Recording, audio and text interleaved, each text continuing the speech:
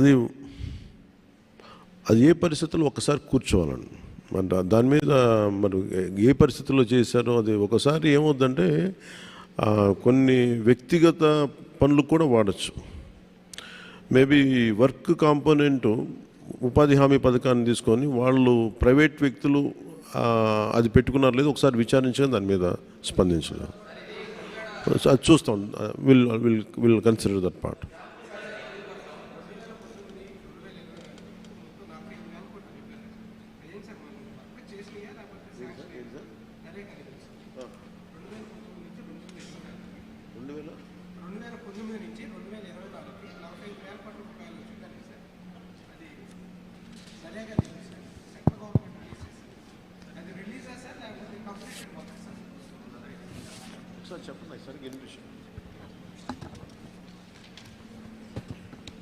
Sir good morning sir. చెప్పండి. Sir 2019 నుంచి 2024కి 45,000 కోట్ల రూపాయలు సెంట్రల్ గవర్నమెంట్ నరేగా నిధులు రిలీజ్ చేసింది కదా సార్. అదంటే అది రిలీజ్ చేసిన అమౌంటా సార్ లేకపోతే మొత్తం ఇంప్లిమెంటేషన్ చేసిందా? ఇంప్లిమెంటేషన్ కానీ తీసుకున్నారు, ఇంప్లిమెంట్ చేసేసుకున్నాం. మనకి మురిగిపోయిన నిధులు ఎన్ని ఉన్నాయి సార్? నిధులు మిగులుతుంటే మా పరిస్థితి ఇలా ఉండేది కాదు కదా. ఏ సార్ నిధులు మిగులున్నాయి అంటున్నారా? ఎస్ సార్, చాలా వర్కులు చేయలేదు కదా సార్. ఇప్పుడు మీరు మీ వెనక ఇప్పుడు సిటిజన్ నాలెడ్జ్ బోర్డులో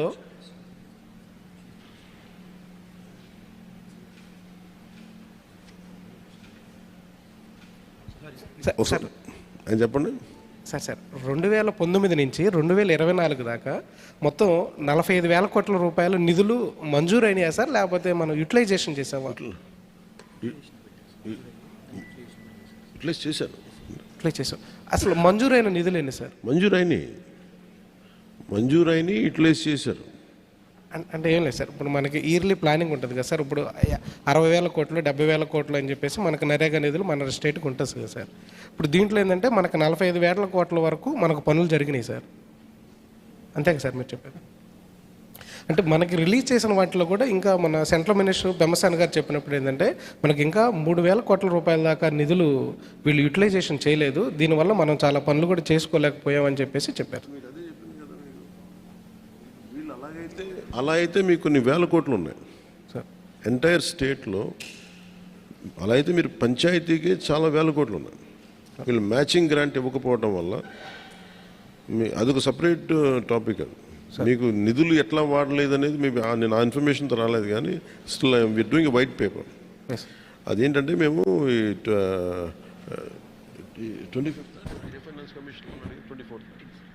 15th ఫైనాన్స్ కమిషన్ గ్రాంట్స్ ఇంకా వాళ్ళు సరిగ్గా ఉపయోగించుకోలేదు. మరి చాలా గ్రాంట్స్ అట్లా ఉండిపోయినాయి, ఎందుకంటే వీళ్ళు మ్యాచింగ్ గ్రాంట్ ఇవ్వకపోవడం వల్ల. సో మీరు అలా తీసుకుంటే దాని it will be more than few thousands of crores, not just that part will let you know. ఆ ఇన్ఫర్మేషన్ ప్రస్తుతం నా దగ్గర లేదు. అంటే ఏమే సార్ ఇప్పుడు నరేగాకి చేసేటటువంటి పనులు మీరు 84 రకాల పనులు నేను చెప్పారు. గత గవర్నమెంట్లో ఒక 7-8 పనులు కూడా దాంట్లో ఒక నాడు నేడు కింద తప్పితే ఇంకెక్కడా కూడా ఫోకస్ చేసింది లేదు. ఎక్కడ కూడా నాడు నేడు తప్పితే ఇంకా మిగతా ఏ పనులు కూడా ఇప్పుడు మీరు సిటిజన్ బోర్డు పెట్టారు కదా సార్, వాళ్ళు ఒక చెప్పాను కదా ఏ పనులు చేశారో ఎవరికి చెప్పలే. మేజర్ 2 ఇష్యూస్ అక్కడ. 2 కరోనా పీరియడ్స్లో అది ఇష్టారాజ్యంగా వాడుకున్నారు. అది ఇండిపెండెంట్ వర్క్స్కి వెళ్ళిపోయినా ఎక్కువ, లేదంటే జనరల్గా డబ్బులు ఇచ్చి ఏ పని చేయించకుండా వదిలేశారా, ఇవన్నీ ఓన్లీ ఒక సోషల్ ఆడిట్, గతంలో జరిగిన సోషల్ ఆడిట్ మీద కొంత నివేదికలు తీస్తే దాని మీద ఉంటుంది. బట్ ఫ్యాక్ట్ ఏంటంటే గ్రాంటెడ్ మనీ ఏ డబ్బు అయితే వచ్చిందో ఆ డబ్బుకు తగ్గ సత్ఫలితాలు అయితే రాలేదు. అదైతే జరిగింది. అది ఎంత స్థాయిలో జరిగింది, ఏ స్థాయిలో జరిగింది అనేది మేము సోషల్ ఆడిట్ ద్వారా చేయమని చెప్పాము. సార్ ఫార్మా ఇష్యూ మీద, అది వైజాగ్ ఫార్మా ప్రమాదం మీద మీరు నిన్న రివ్యూ కూడా చేశారు కదా సార్. నిన్న వైజాగ్ ఫార్మా ప్రమాదం మీద రివ్యూ కూడా చేశారు. దాంట్లో యాజమాన్య వాళ్ళ నిర్లక్ష్యం ఉందని కూడా చెప్పారు. దానికి సంబంధించి మీ రెస్పాన్స్ అంటే ఇది నిన్న జరిగిన అనకాపల్లి జిల్లా అచ్యుతాపురం ఫార్మాసిస్లో జరిగింది. చాలా బాధ కలిగింది. చాలా ఇది రిపీటెడ్గా మొన్న 3 వీక్స్ బ్యాక్ కూడా ఒక జరిగింది. 1-2 చనిపోయారు. నేను ఎప్పటికప్పుడు అడుగుతూ ఉన్నాను, ఇది పొల్యూషన్ కంట్రోల్ బోర్డు కింద రాదు, అంటే ఎన్ని ప్రమాదాలు మీకు అందరికీ తెలిసిందే. పొల్యూషన్ ఎమిషన్స్ ఉన్నాయా లేదా చెక్ చేయడమే తప్ప, ప్రమాణాలు చెక్ చేయడం తప్ప ఈ సేఫ్టీ నామ్స్ కానీ ఇవన్నీ ఈ మనకి director of factories, labour, fire department, అలాగే కేంద్ర ప్రభుత్వ ఆధ్వర్యంలో ఉండే petrol and explosive safety organisation పర్యవేక్షిస్తాయి. ప్రత్యేకించి ఈ Escientia advance science private limited ఇది రెండు నేను మాట్లాడితే నేను వాళ్ళకి తెలియజేసింది ఏంటంటే, ఇద్దరు ఓనర్స్ ఉన్నారు, ఒకళ్ళు హైదరాబాద్లో ఉన్నారు అండ్ ఇప్పుడున్న అతనికి మాకు సంబంధం లేదని చెప్పి ఒక కమ్యూనికేషన్ గ్యాప్, వాళ్ళిద్దరి మధ్య గొడవ ఉంది. దానివల్ల ఆ సేఫ్టీ నార్మ్స్ తీసుకోవడానికి బాధ్యత లేని నాయకులు అంటే లీడర్షిప్ ఉండటం వల్ల, ఓనర్షిప్ ఉండటం వల్ల వాళ్ళందరూ ఇలాగ చేశారు. అందుకని ఈ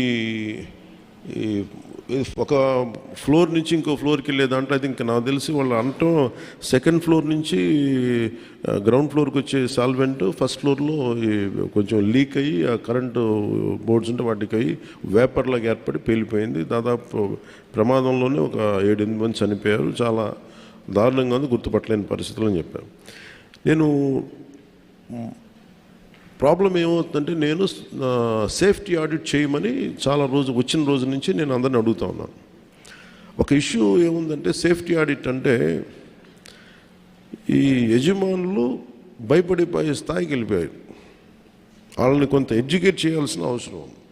ఇప్పుడు ఎనీ టైం సేఫ్టీ ఆడిట్ అనగానే మా పరిశ్రమలు మూసేస్తారా, లేదంటే ఏం జరుగుతాయి, ఎలాంటి రిపోర్ట్స్ ఉంటాయంటే there are lot of gaps in safety ఇష్యూస్లో చాలా గ్యాప్స్ ఉన్నాయి.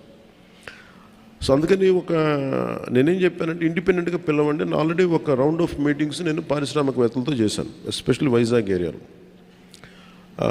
హిందుస్థాన్ మన షిప్పింగ్ యార్డ్ వాళ్ళతో కూర్చోబెట్టి నేనేం చెప్పానంటే, మీరు ఎన్ని చర్యలు తీసుకుంటారు పనిచేసే వాళ్ళకి కానీ పొల్యూషన్ కంట్రోల్ నామ్స్కి సంబంధించి మీరు ఎలాంటి చర్యలు తీసుకుంటున్నారు మాకు వివరించండి అంటే, మేము వాళ్ళు గతంలో కంటే ఇప్పుడు బాగా చేస్తూ ఉంటాను కానీ they are not to the satisfactory level. ఇప్పుడు ఒకేసారి మనం ఈ పొల్యూషన్ ఇవన్నీ మన ఈ నామ్స్ అన్నీ పెడితే ఇండస్ట్రీ షుడ్ కమ్ ఫార్వర్డ్. అంటే ఇది నేను ప్రత్యేకించి చాలా రోజుల నుంచి నేను కోరుకుంటా ఉన్నాను. నేను ప్రత్యేకించి మరీ చెప్తున్నాను. ఇప్పుడు అంటే నేను ఎందుకు కొంత ఒక అడుగు ముందుకేయడానికి నేను ఎందుకు సంకోచిస్తున్నానంటే, ఒకసారి అది ప్రభుత్వానికి ఇబ్బందిగా ఉండకూడదు కాబట్టి నేను నా ఉద్దేశం సేఫ్టీ ఆడిట్ జనాల ప్రాణాలు పోకూడదు, కార్మికుల ప్రాణాలు పోకూడదు అనుకునే పరిస్థితిలో ఉంటాను నేను ఎప్పుడు. అలాంటిది మళ్ళీ ఇది ఇలాంటి సేఫ్టీ ఆడిట్ చేస్తే ఉన్న పరిశ్రమలు వెళ్ళిపోతాయి అని చెప్పి ఒక వదంతి ఉంది. అది కొంచెం మాట్లాడతారు నాతోటి, మీరు ఇలా చేస్తే పరిశ్రమలు వెళ్ళిపోతాయి, పరిశ్రమలకి అనుకూలమైన వాతావరణం ఉండదు అంటే.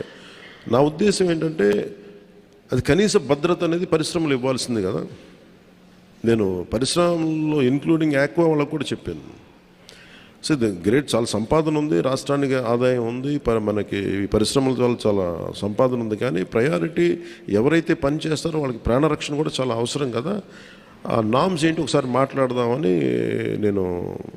నేను అనుకుంది ఏమంటే, సెప్టెంబర్ మిడ్లో వెళ్దాం అనుకున్నాను. నా విల్ మేక్ ఇట్ సెప్టెంబర్ ఈ మంత్ ఎండింగ్లోనే నేనే వెళ్ళి కూర్చుంటే ఒక మీటింగ్ చేస్తాను ప్రత్యేకించి వైజాగ్ పొల్యూషను కానీ వైజాగ్లో ఉండే చుట్టుపక్కల పరిశ్రమలో ఉండే సేఫ్టీ నామ్స్ వీటి మీద నిరంతరం ఇది ఒక ప్రాక్టీస్ అయిపోయింది. ప్రతి 2 వారాలకు 3 వారాలకు మైనర్ ఇన్సిడెంట్ మేజర్ ఇన్సిడెంట్ జరుగుతూ ఉన్నాయి.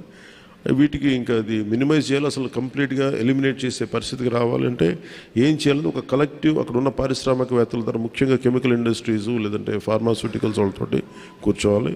అలాగే ఫార్మాస్యూటికల్ ఇండస్ట్రీస్ కూడా ఎఫ్లూయెంట్స్ 2 కిలోమీటర్ల లోపలికి వదిలేస్తూ ఉంటున్నారు కానీ దానిలో కూడా చాలా ఇబ్బందులు ఉన్నాయనేది చెప్తా ఉన్నారు. వీటి మీద ఒక క్లీన్ సేఫ్టీ మన పొల్యూషన్ ఆడిట్ అయితే జరగాలి. అది we will take it forward. ఎందుకంటే ఇది చాలా బాధ కలిగిస్తుంది. ప్రతిసారి చనిపోవటం, సంతాపం ప్రకటించడం, లేదంటే ఎక్స్గ్రేషియా ఇవ్వటం, ఇది ఒక ప్రాణాలకి ఒక విలువ లేకుండా అంటే ఇస్తున్నాం కానీ అది లోపల చాలా కలిచేసేది, బాధేస్తుంది.